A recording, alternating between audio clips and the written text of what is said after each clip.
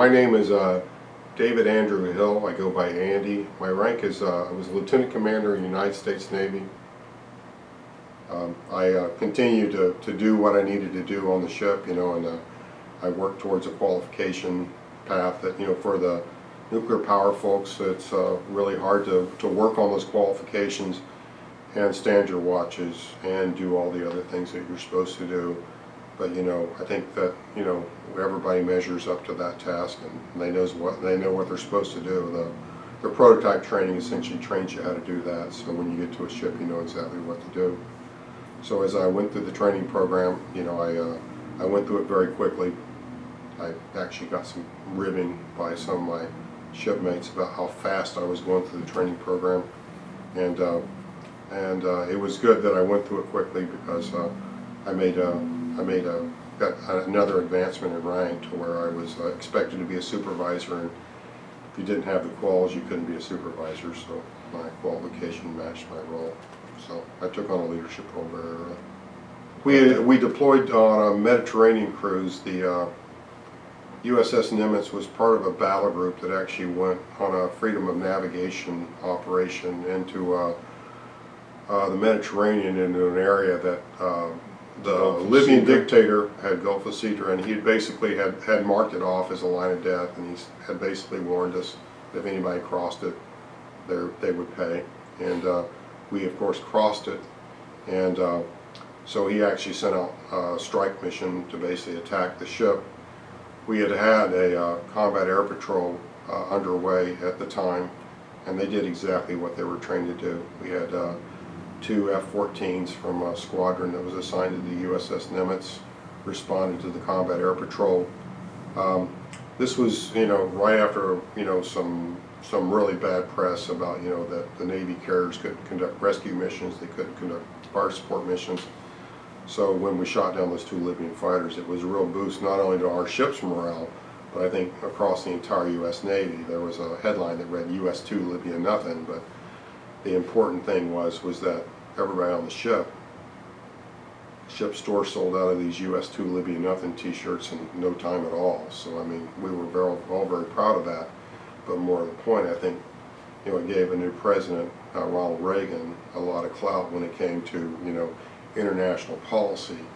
And without going any further into this, I think that the USS Nimitz being at the tip of the spear, the right ship at the right time with the right people.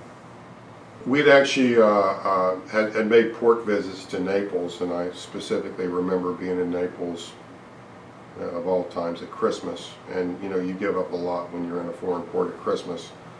And again, we were getting ready for yet another inspection, and of course there was this ever-present, you have to get the plant ready and the material readiness, to do that, a lot of training and everything else. So there was a lot of pressure, demands put on the crew, at Christmas time.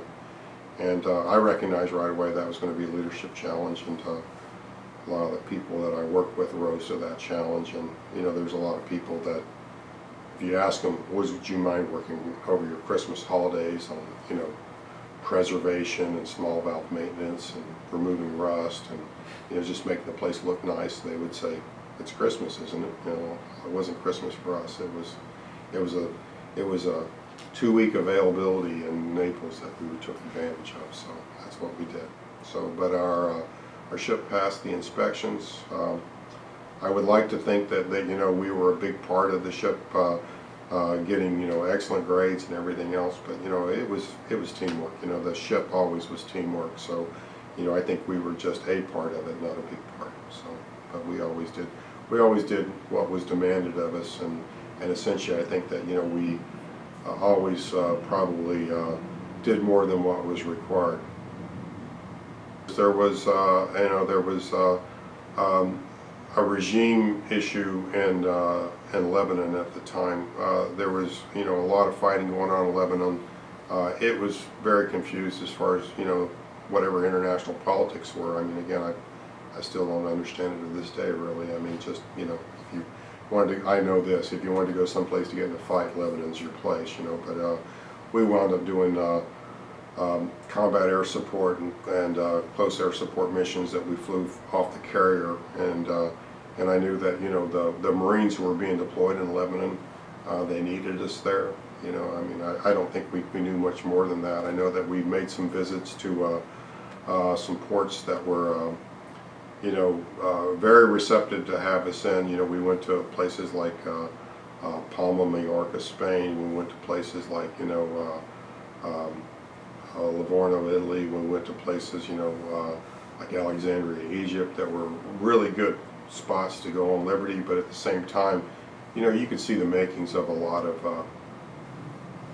I'm going to say, you know, the same terrorism we see today. You know, the Red Army had taken, you know, some Army Brigadier General hostage, and there was other things going on, you know, so there were threats made against the Navy at the time that we all took very seriously, but, you know, we took it seriously in the same way that, you know, we did everything else. We didn't let it get in the way of having some liberty, but there was a lot of storms in the Mediterranean in the winter, and that basically curtailed our liberty. And being on a carrier, you know, when you have liberty, if you're steaming at anchor, there's a significant portion of the engineering department and the reactor department that's going to be left aboard the ship to maintain power and services to the ship while you're steaming at anchor.